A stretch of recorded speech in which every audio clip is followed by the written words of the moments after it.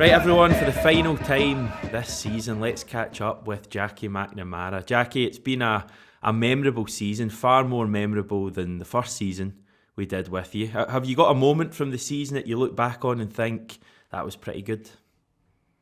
I think there's one moment. I think there's been so many good moments. Last year I don't really remember much about last season, thankfully. But no, I think from this time last year, if you predicted what's happened, I think everybody would be absolutely buzzing, and not just that winning the league back, but the actual football that we've seen as well. And to think that it's only going to get better. It's going to get more players in. Obviously, have more time working with them.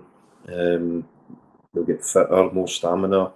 Everything else going forward. So I think it's been excellent. Been a good season. Jackie, what's this time of year like for footballers and managers? You've got experience of that.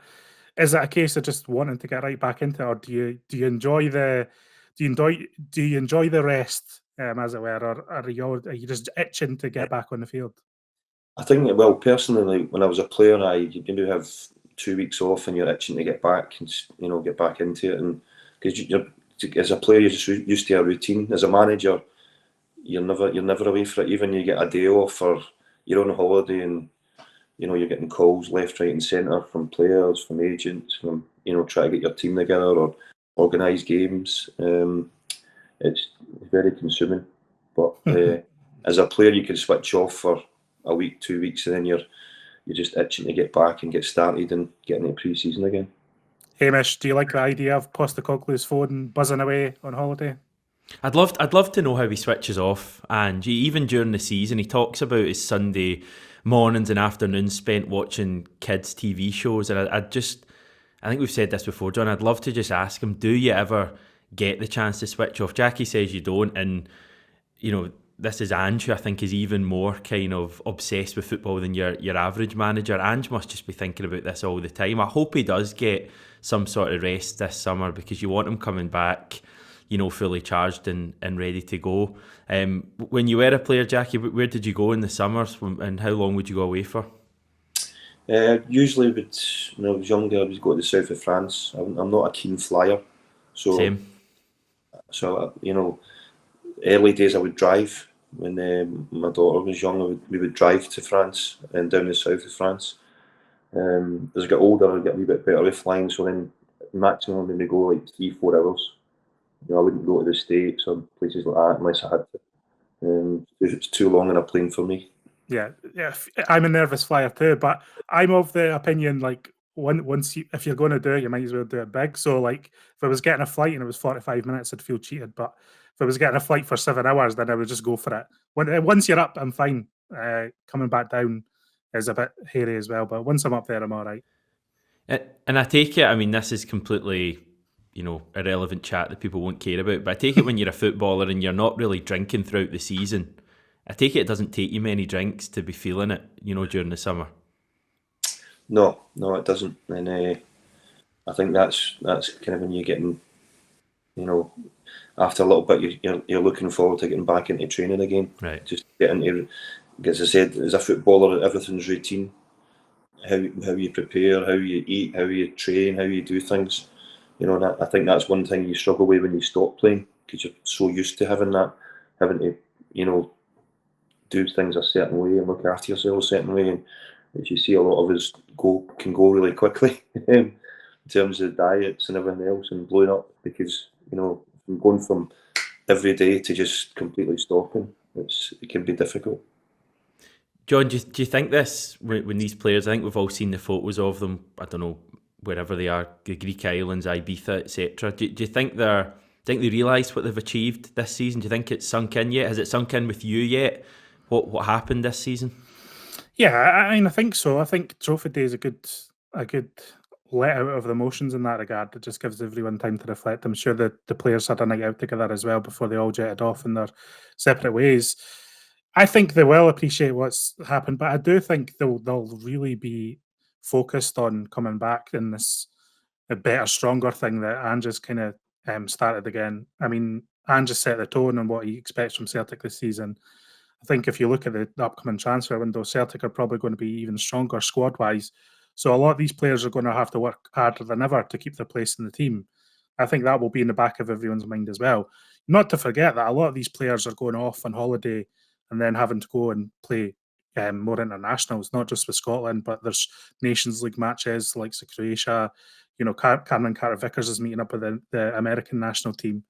So it feels like the season is over for us because we're not going to see Celtic for another 2 months. But for these players, it's almost a short break before they get back into playing again.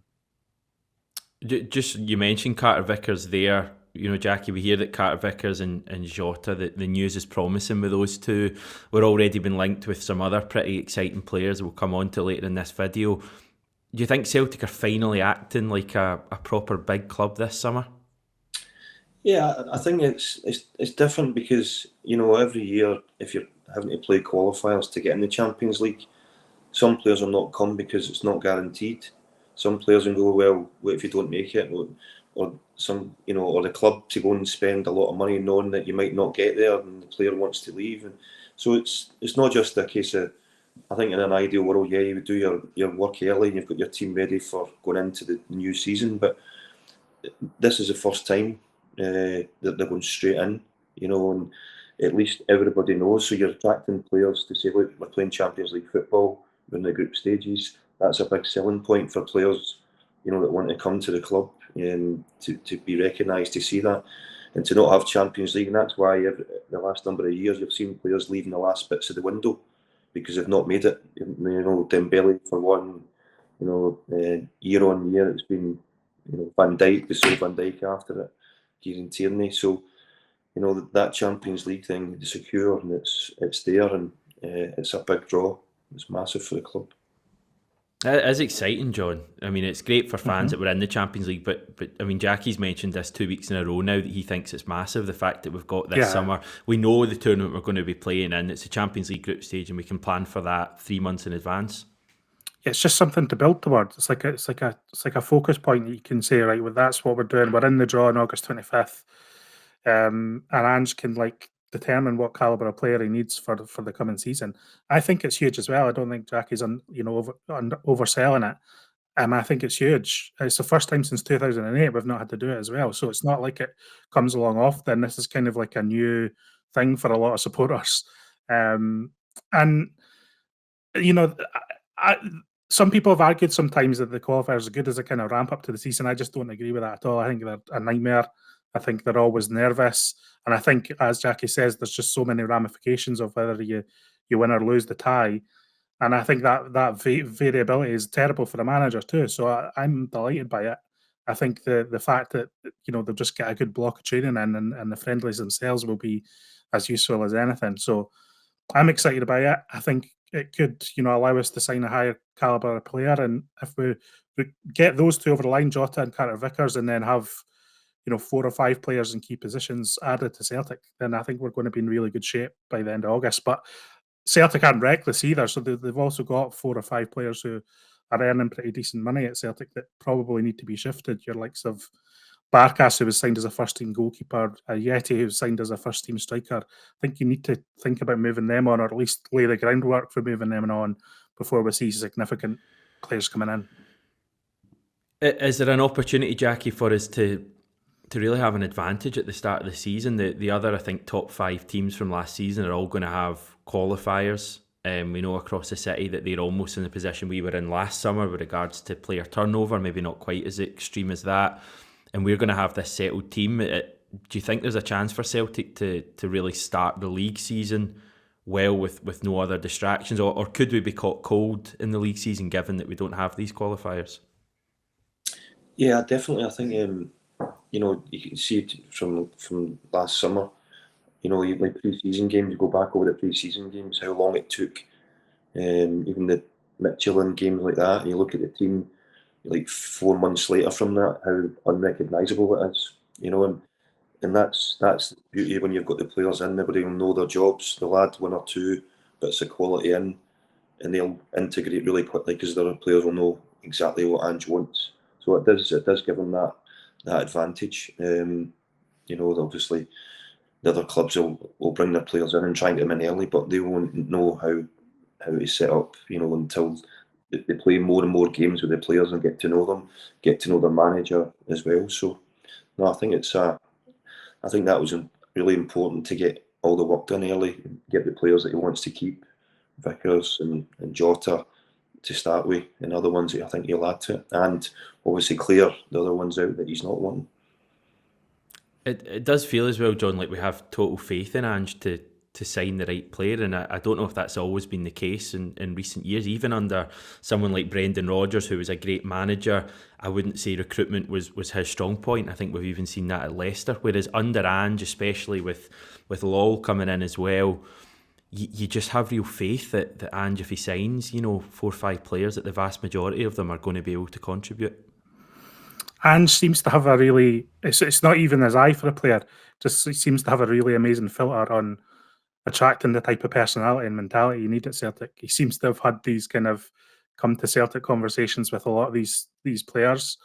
I think that's been his key as much as anything. I'm sure there's been a lot of talented players offered to Celtic that you wouldn't take, perhaps even after the conversation. So that's where I start to trust Ange is how his initial conversations with the player and kind of convincing them that they want to be a part of Celtic. Even Giakoumakis, like Ange signed Giakoumakis in full faith that he would be an important player for Celtic, and it didn't look likely that would be the case for the first 6 months through his injury.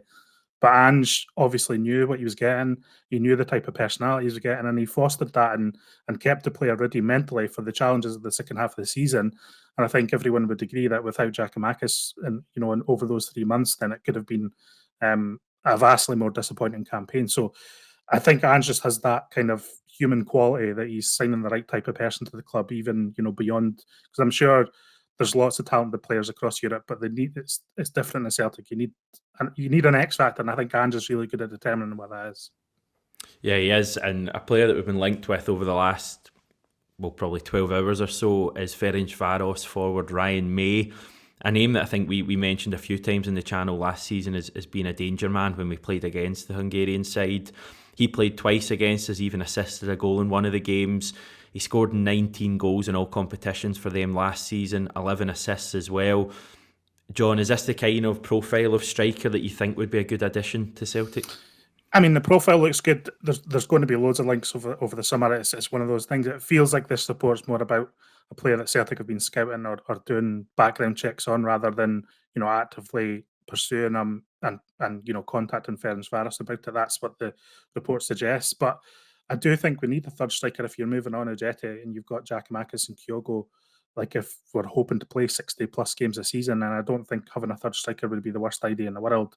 And obviously someone who's hitting 20 goals a season for a title winning side in Ferencváros, who have a bit of Europa League experience themselves, I don't think that's a bad thing at all.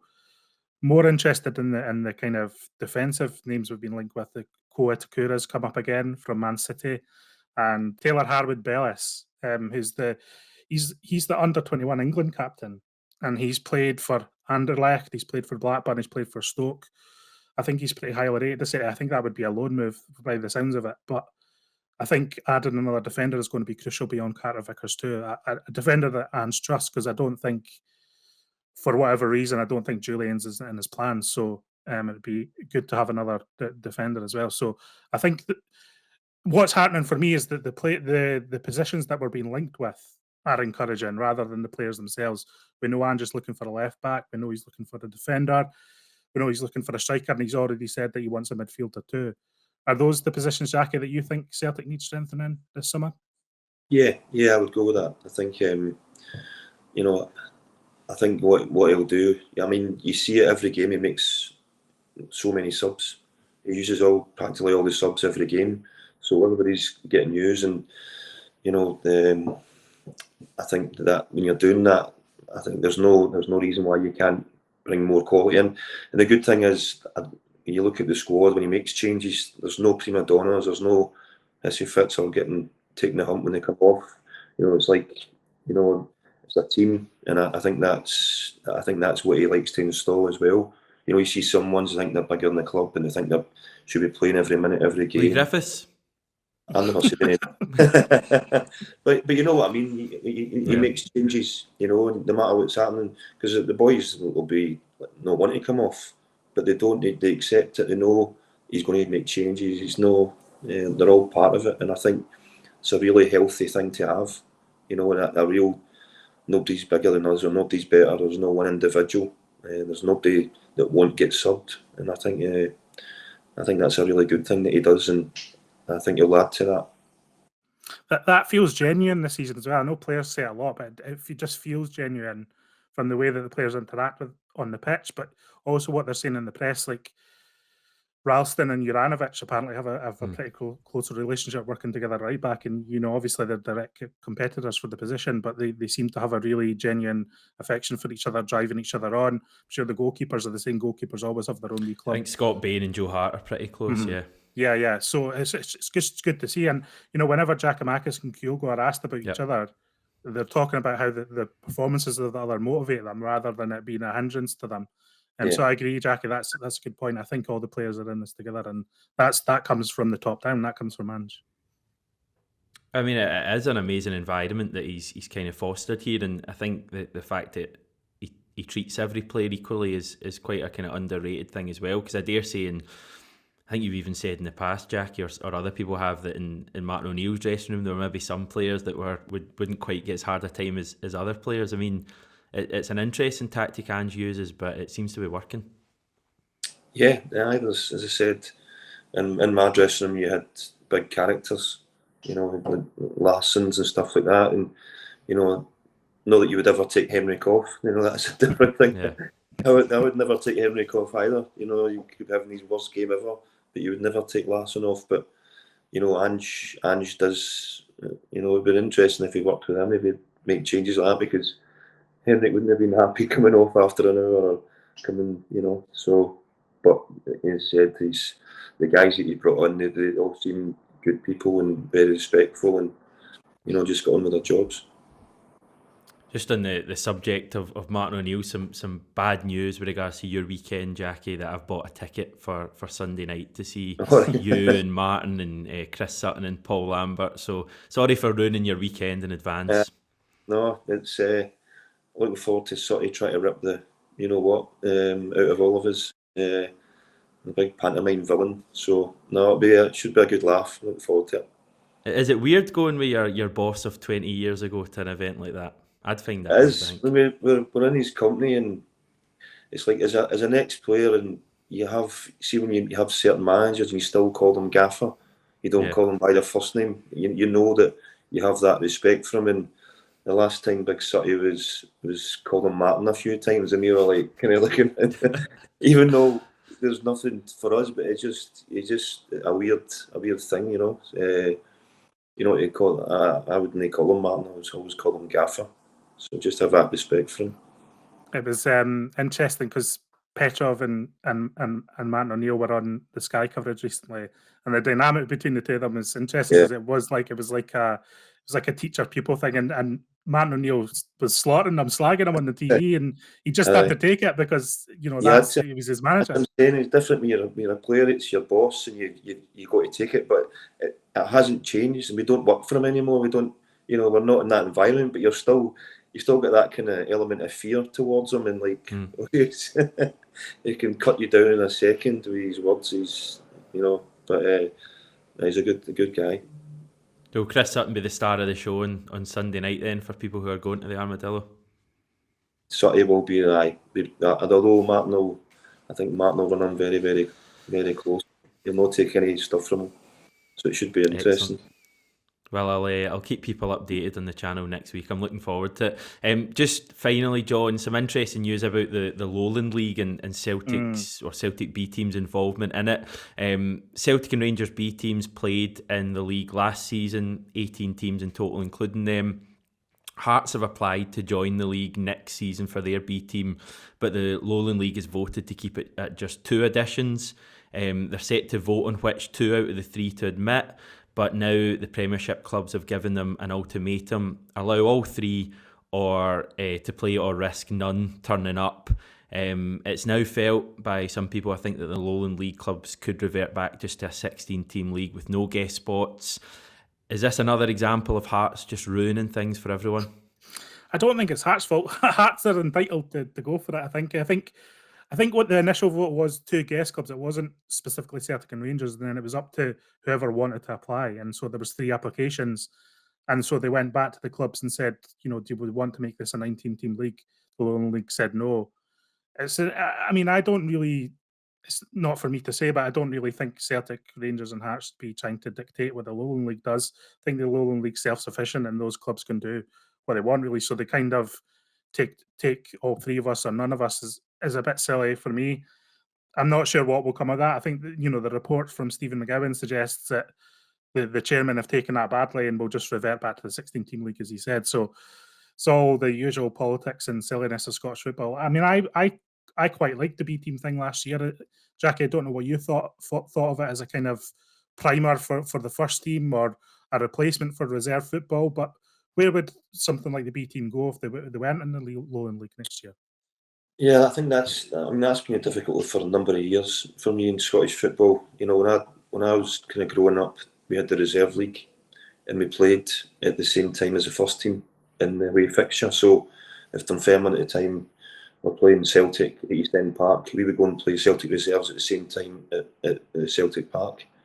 And you're playing against men, you're playing against experienced pros, but because of size of squads and money, everything's been put back, and it's been kids, and then a young kids under 20s league, which is just a number. So it's never been right for a long time. I think the introduction of the Lowland League, putting them into the Celtic B and Rangers B or Hearts, whatever, I do think it can be a good thing if it's done properly and the quality's there. But if you've got young talent that you want to bleed into your first team, and they're playing against part-time players or like junior players, and they could really hurt them. And that's so. The more teams like Hearts, and if it's Hibs, Aberdeen, that they've got there, and they're investing properly and bringing real quality into the Lowland League, then yeah, I think it could be a good thing if it's done right. But it needs, like everything in Scottish football, it needs the right money into it, and the right investment, and to be done properly. I think what's happened as well is that obviously the Scottish Football's instituted a pyramid system, and so the teams in the league below the Lowland League have kind of had their nose put out of a joint by all this as well, because effectively 2 or potentially 3 places have been taken up by Premiership B teams. So it's a bit of a tricky situation all around. It's not really a popular initiative with supporters either, which is also puts pressure on the Lowland League clubs to kind of go along with what the fans are thinking too. So it's a tricky situation. But yeah, I just think something. I think the B team and the Colt team, or whatever you want to call it, works in a number of different countries around Europe. So I don't see why Scotland should be any different. But it's just about finding the right thing. There's a lot of pride in Scottish football, even as you go down the leagues, and sometimes that pride gets in the way of something that might be tangible progress as a whole. I know from speaking to Tommy McIntyre that he feels that a mix of everything is best for development. So playing other elite youngsters, maybe going down to England to play some of their sides, playing Lowland League sides, grown men, the Glasgow Cup. Celtic are going to be in the UEFA Youth League, I think, next season as a result of the first team being in the Champions League. So that could certainly help the team playing against elite youngsters from around Europe. But I think it's that blend of having a bit of everything. And yeah, the Lowland League I think the idea is right, but it just doesn't feel like the kind of right place for it. It just feels very all over the place. And as you say, John, you've got junior teams basically from the division below trying to get in. You've got Hearts now trying to get involved with that, which, as you say, is fair enough from their point of view. Why shouldn't they? But it just feels as if it's not quite the right place. I think the idea and the premise of Celtic youngsters playing against men is good from time to time. Maybe not all the time, but from time to time. But it just doesn't feel like the Lowland League is like the perfect place for it for all those reasons. So I don't know what they're going to do. We don't know how it's going to play out, but I think the reserve league's an interesting one as well. I mean, we always hear kind of ex-pros talking about it, but why isn't that viable nowadays? I mean, you've have a league where there's not limits on older players. It would need to be an opt-in thing now, wouldn't it? It would need to be a group of, say, 10 clubs that want to do it. But it's just about arranging whether there's enough willingness to do that and how beneficial that would be. It's awful complicated. Ultimately, you just want to see players playing for Celtic and given an opportunity at Celtic, and obviously that's increasingly difficult with the pressures and the kind of silverware that you push for. But I think, if some of these players are going to be good enough for Celtic, then they'll get a chance in pre-season at least, and then take it from there. You hear good reports about Boston Lowell, you hear good reports about Mmaee, the goalkeeper. So we'll see what comes from them over the next couple of years. But it's a shame that's not happening for me. If it truly is not happening, and this isn't just posturing in the press, I would like to see the B team return again next year and see what, at least make a comparison to the debut season and see what kind of progress has been made by some of the youngsters. Well, a fun way to finish the season with Jackie, guys, chatting about the players of the future and the kerfuffle going on with the Lowland League. Plans over the summer, Jackie? You don't need to let me in with everything, but what have you got planned? No, just it's obviously a busy time. This bit there with the players, got quite a number of players that need to get fixed up. So no, I'll book my holidays when the window closes in about September time. Wow. Jackie's the one who buzzes the manager's phone these days, not the other way around. It's making calls now. So no, it's a bit different now. This is a kind of busy time for me. Hopefully very busy. Yeah, brilliant. Well, enjoy your summer. We'll catch up with you at the start of next season when we'll have a new season to look forward to. We'll have Champions League football, Celtic's title defence, etc. There'll be plenty to get our teeth into. For now, we'll say goodbye. Thanks everyone for watching this video. We're back tomorrow with part 3 of our look back at the season that was.